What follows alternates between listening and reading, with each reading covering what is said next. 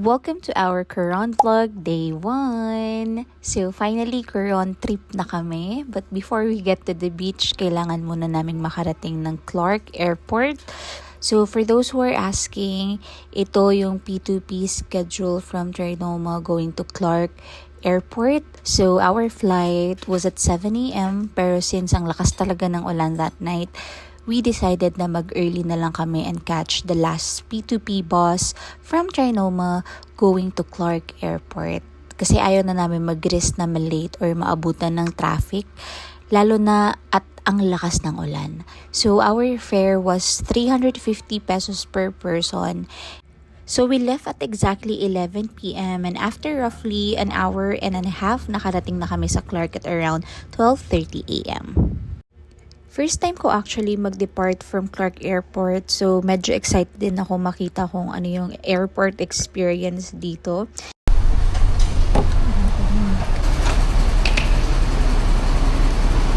So pagdating namin, umuulan pa rin ng malakas guys, pero good thing may bubong actually from the bus stop going inside the airport. So hindi na kami masyadong nag-struggle maglakad habang buhat-buhat yung mga maleta namin, especially since wala kaming dalang umbrella. First impression ko pa lang, ang nice pala ng airport dito guys. Ang linis, very spacious, and very modern looking. And since super aga pa ng flight namin, I think it's time for us to explore the airport muna.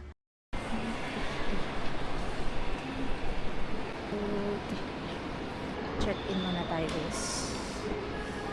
Cebu Pacific. QH.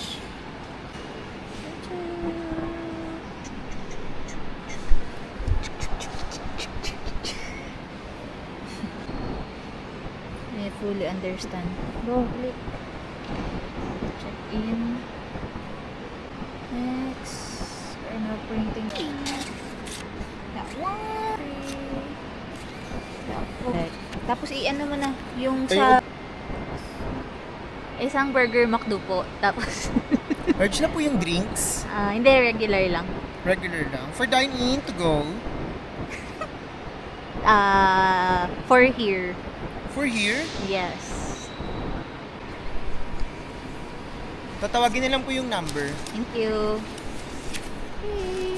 Since done na kami mag-check-in at sobrang aga pa talaga and gutom na rin kami, nag-decide muna kaming mag-breakfast habang hinihintay yung flight namin. And honestly, limited pa yung choices since ang aga-aga pa, pero the one we found na open was Wendy's.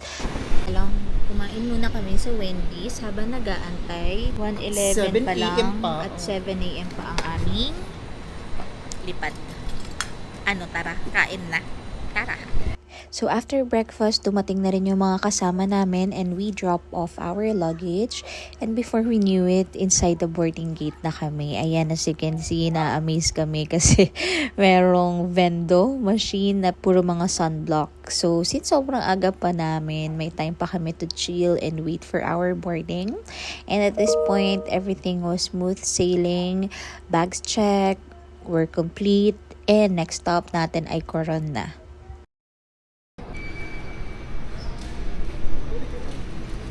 Hindi na. So, we're finally boarding. See you at Coron.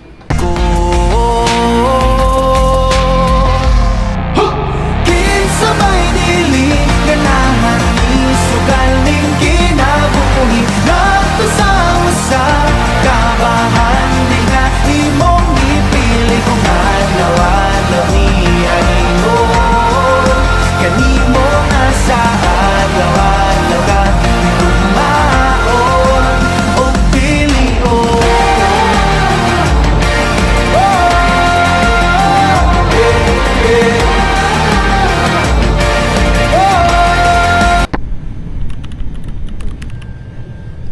Touchdown, Coron.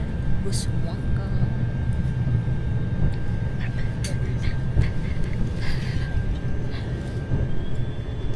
Touchdown! Francisco B. Reyes Airport.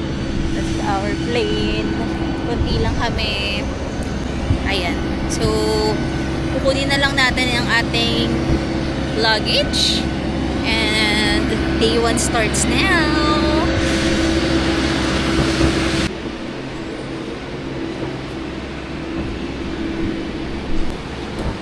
Finally, we got our luggage. So, pagkababa mo ng airport, pagkakuha ng luggage, magbabayad na tayo ng environmental fee.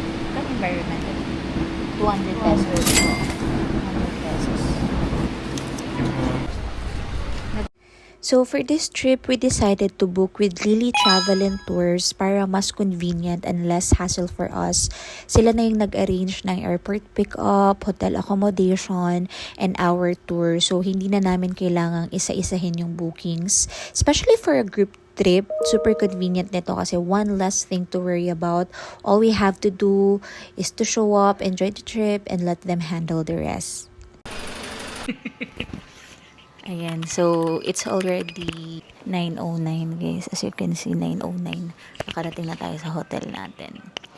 Actually, dapat sa Cebuana Inn kami magstay. Pero, nagkaroon ng parang something yata. So, nilipat kami dito sa Mountain View Hotel. Which is good kasi meron silang swimming pool. But, 2 p.m. pa ang check-in time namin. So, meron pa kaming oras na naman napapatayin. Start na din yung day 1 tour natin later ng 3 or 3:30 Coron Town tour. So, pahinga muna and then tingnan natin later kung saan tayo kakain. Sa Dayo Cafe, sabi ng Dayo Cafe. So, punta tayo ng Dayo Cafe. Guys, magta-tricycle lang tayo from here. Ang ating pagdating. So, ayan. First cafe na ito-try natin sa Coron is Dayo Cafe. Ayan siya. Wow! Parang ang aesthetic ng place nila. And parang ito yung laging nire-recommend ng mga nakikita ko sa TikTok. Lalo na kapag nasa Coron ka. So, this is the... Wow! So cute.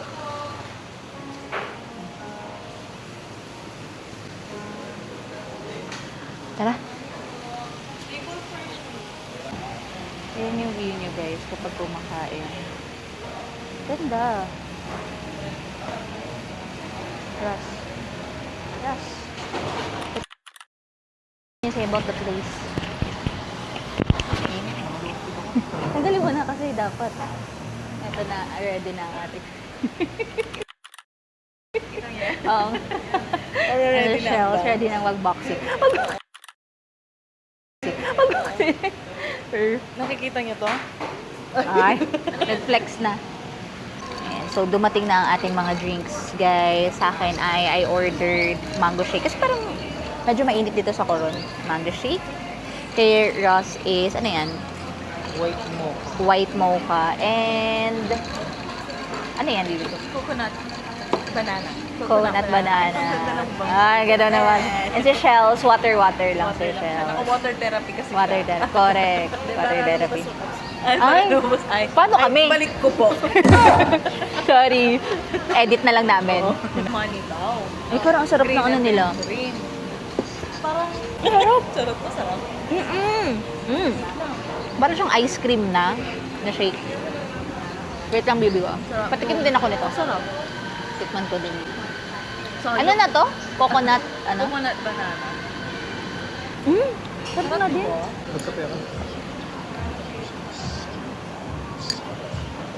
Tamis. Pero masarap din ang coffee, ah. Sarap. Oo, in fairness, masarap ang mga drinks ni Dayo Cafe. Tapos, Ito yung pasta na in-order natin.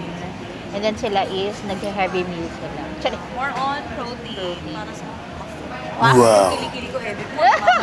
Oo nga! Pinakita mo pa nga. Pero silang dalawang egg.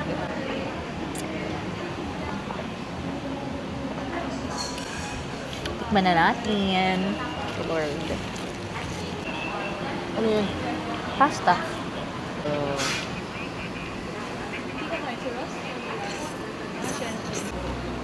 Masarap.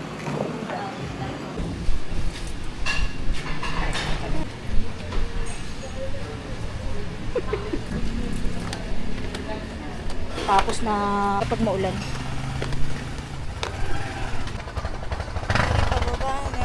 Try mo itong bestseller na. Details yun sila. po yung bestseller? Minatamis ko na kasi ma'am na may langka flavor po. Bani May lang. langka.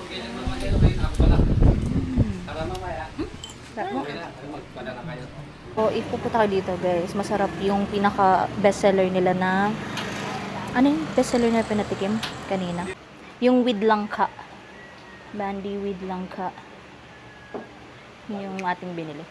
Tapos may pa-freebies pa sila na isa. Thank you po, Melbs.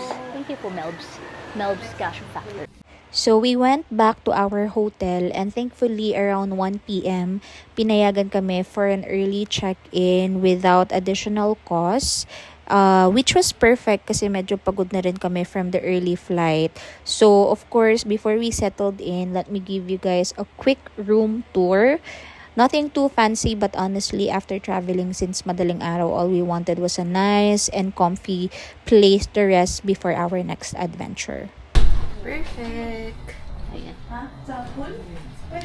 Hello, hindi ko kasi alam gumamit ng action camera, pero kung isasama mo to sa vlog, bibi ko, well, filter mo na lang ha ang dilim kasi. Di ba nga? Habang naghihintay kami, preparation time for the Coron Town Tour. Yes, Coron Town Tour. Ayan, medyo ngarag, walang tulog ang mga person. Pero, laban lang. Laban. After a quick rest, 3 p.m. naman, pick-up time na for our town tour. For our first day here, we'll be visiting few spots around town, starting with the souvenir shop, then Luwalhati Park, St. Augustine Church, Mount Tapias, and finally, Makinit Hot Springs. Ano yan? Miss mo na po. Miss mo na.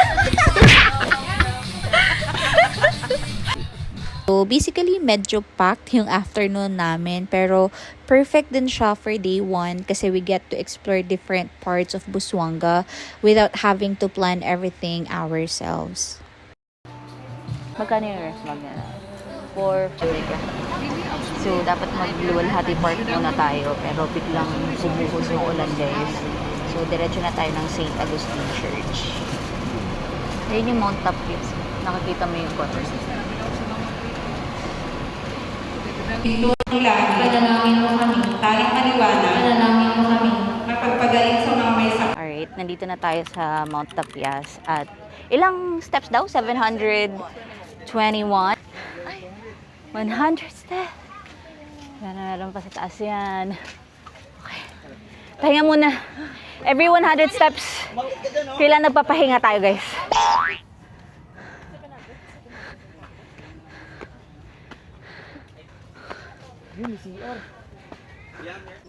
O, diba? Ito na ang ating itsura ngayon.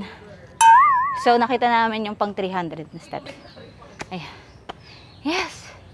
300 steps. Kalahati pa. Kaya nyo yan, guys. 300 pa lang. This is the view sa pang 400 na steps nyo, guys. Tapos dyan sa may pang 400, may nagbebenta na ng tubig. Umuulan na, guys! Ayun pa yung waiting shed! Nasa pang 600 steps na tayo. Naabutan tayo ng ulan, nagpatila tayo dun sa waiting shed. Ngayon, wala nang ulan, so lalarga na tayo ulit. Medyo naging clear na after, ayan yung view, guys. So, wow! Ayan na sila. Konting steps na lang. Laban na. Finally, 700. Whew. Is it worth it? Yeah, worth it.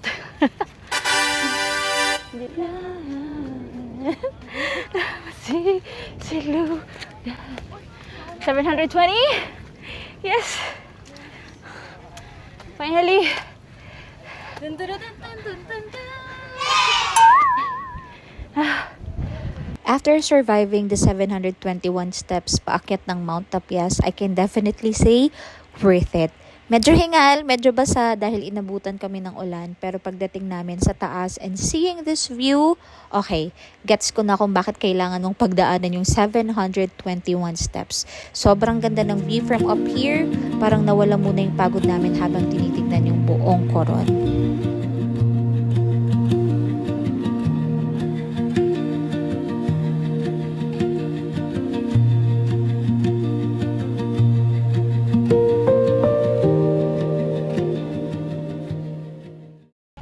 Guys, kapag umakyat kayo ng Mount Tapias, ang ending nyo pag pauwi na, ganito kayo maglalakad. Pa-straight na po. Pa-straight na.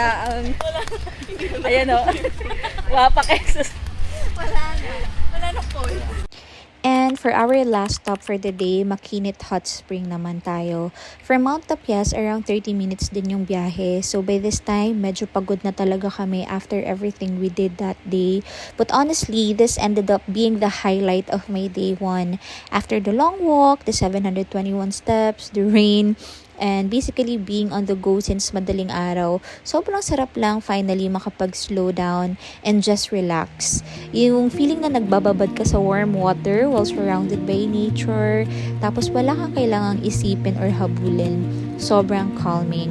I actually felt like I could fall asleep habang nagbababad dito, and this was also one of those moments na napapaisip ka talaga how lucky and grateful I am to be able to experience things like this. Sometimes kasi we get so caught up with work, responsibilities, deadlines, and everyday life na nakakalimutan natin na there's so much more outside our usual routine. So being here in Coron, experiencing a new place with people I love, kahit pagod and basa kami from the rain earlier, I just felt really grateful. Grateful that I get to travel, grateful that I get to see places like this, and grateful that I get to make memories that I know I'll look back on someday. And honestly, if this is how day 1 ended, I'd say Coron is already off to a very good start.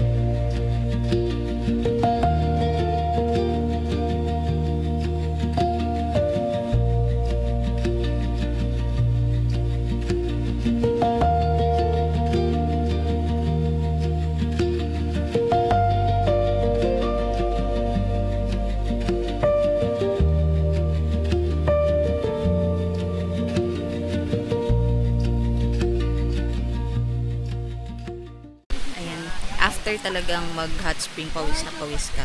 So, okay na yung magbabad ka ng 2 beses. 10 minutes, 10 minutes. Kasi nakaka-relax. For our dinner, day 1, Jollibee muna mga badeng. Mga Jollibee. Yes, Jollibee. Baka kasi iba yung lasa ng Jollibee sa dito. Coron. Well, sabi na isang tour guide, hindi rin talaga mabenta daw ang Jollibee dito. Let's find out why. Merong malalaman natin ang verdict later. And that's a wrap for day 1 in Coron. After a long but super fun day, time to rest and recharge. So I'll see you guys at day 2.